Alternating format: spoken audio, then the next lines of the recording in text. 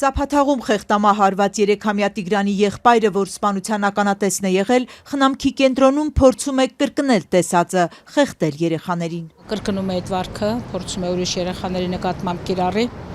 Բնականաբար աչալուրջ ենք, փորձում ենք հետ պահել, փորձում ենք հասկանալ, փորձում ենք տարածք տալ երեխային, որ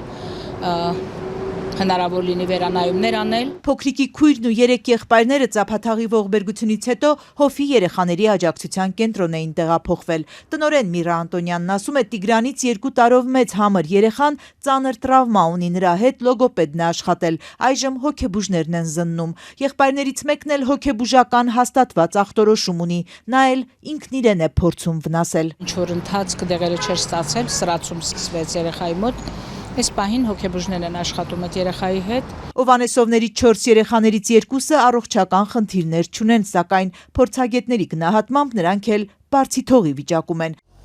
3-ամյա փոքրիկն անհետացել էր հոկտեմբերի վերջին, նրան 7 օր ու գիշեր որոնում էին։ Այս ընթացքում նրա խոսել չկարողացող եղբայրը ձեռքը անընդհատ կոկորդին էր տարել, ինչ-որ բան հասկացնելու։ Փոքրիկին գտան գյուղից ոչ շատ հեռու դաշտամիջյան հատվածում մարմնական վնասվածքներով։ Ներքին գործերի նախարարը հրապարակեց նախնական զարհուրելի վարկածը։ Հայրն է խեղտամահարել 3-ամյա փոքրիկին։ Գյուղում շշուկներ կային, որ նա հայրության վերաբերյալ կասկածներ է ունեցել։ Արմեն Օվանեսովը սպանության մեղադրանքով կալանավորված է։ Քննչական կոմիտեից տեղեկացնում են, նախաքննության ընթացքում տվյալներ են ի հայտ եկել նաև ֆիզիկական ներգործության վերաբերյալ։ Երբ որ մենք ընդունում ենք երեխաներին, մանրամասն ուսումնասիրում ենք, մեր բժշկուհին նայում է մաշկը եւ այլն, սպիներ եւ այլն,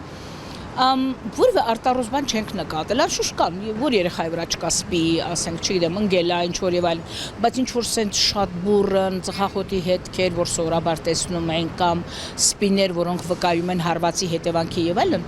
ավելի մանր, ավելի անմեղ սպիների մասին է խոսքը,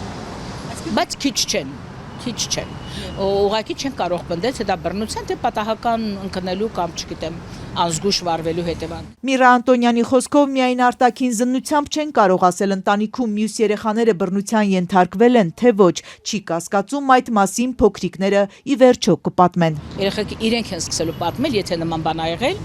իրենք կամաց բացվելու են ու սկսելու են կիսվել։ Մենք այդ փորձը ունենք։ Գիտենք, որ քննիչ չենք, որ միանգամից դնենք ու հարցակրնենք դրվագի հետ կապված։ Հոր մասին երեխաները դեռ չեն խոսել։ Անունը չեն տալիս։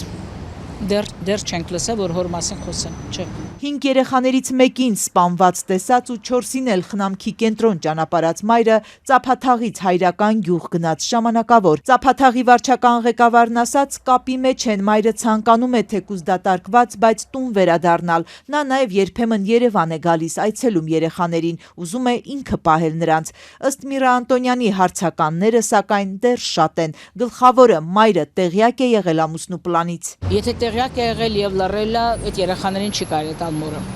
բայց ով գիտի, գուցե եւ տեղյակ չի եղել։ Այսինքն այնքան հանգամանքներ կան, որ շատ շուտ է ասել, թե մորը հետ լավ կլինի, թե չէ։ Եթե մայրն անտեղյակ է եղել, այնուամենայնիվ դեռ պետք է հասկանալ, նա ի վիճակի է պաշտպանել իր 4 երեխաներին։ Ռիսկերի գնահատման մեջ ամեն ինչ է հաշվի առնվում,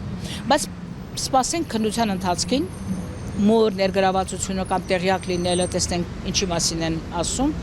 Ըստ այդմ կհասկանանք, որքանով է ռիսկային երեխաների վերադարձ։ Եթե փոքրիկի սպանության դրվագը ընտանիքի պատմությունից հանենք, սա ըստ փորձագետի հարյուրավոր ընտանիքներից մեկն է։ Սովորական աղքատ ընտանիք է, որտեղ շատ երեխաներ կան, ռեսուրսները պակաս են, կենցաղը լավ չի կազմակերպված եւ այլն։ Եթե մենք նման ընտանիքներից երեխաներին հանելու լինեինք, ապա պիտի շատ ընտանիքներից հանենք երեխաներ։ Հովի կենտրոնում նկատում են, որ երեխաները մայրիկին կարոտում են, սպասում, բայց էմոցիաները արտահայտելու հարցում նույնպես աղքատ են։